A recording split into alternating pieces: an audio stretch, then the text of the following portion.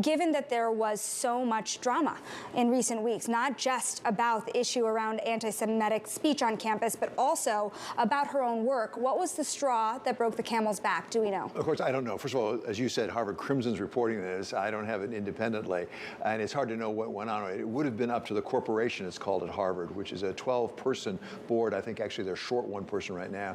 It's led actually by Penny Pritzker, somebody whom we all know. And so it must have been them talking with the president.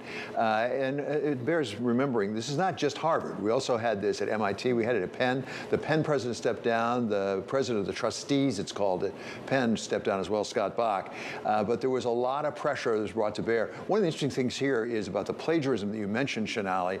We know that the corporation of Harvard just recently said that they'd looked into that, and she'd been exonerated of any claims that, in fact, she plagiarized. Now, maybe they found new information, or maybe it just got to be too much of a distraction. I don't know.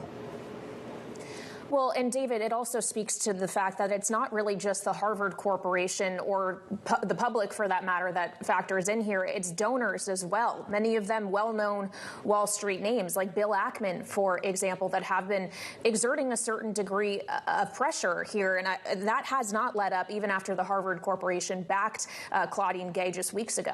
Yeah, Kaylee, you put your finger right on it. There's a governance issue here, as well as other things, a governance issue. We actually had Scott Bach on, the former president of the trustees at Penn, who did step down, who got pressured by Mark Rowan, it was in the case of Penn, as opposed to Bill Ackman. And he said there's a fundamental question now about governance here. We also have talked to Larry Summers, who was the former president of Harvard, who said, you know, we have to be very careful that we don't have the Congress running these universities, or for that matter, the donors. And I must say, Scott Bach was emphatic. He said the donors can give money or not give money, but they should not determine the academics of the institution. That's up to the board. It's the corporation again at Harvard, and the president and that faculty determined. He was very emphatic in saying the donors should not have really a say in academics. Just decide to give your charitable donation or not. It's up to you.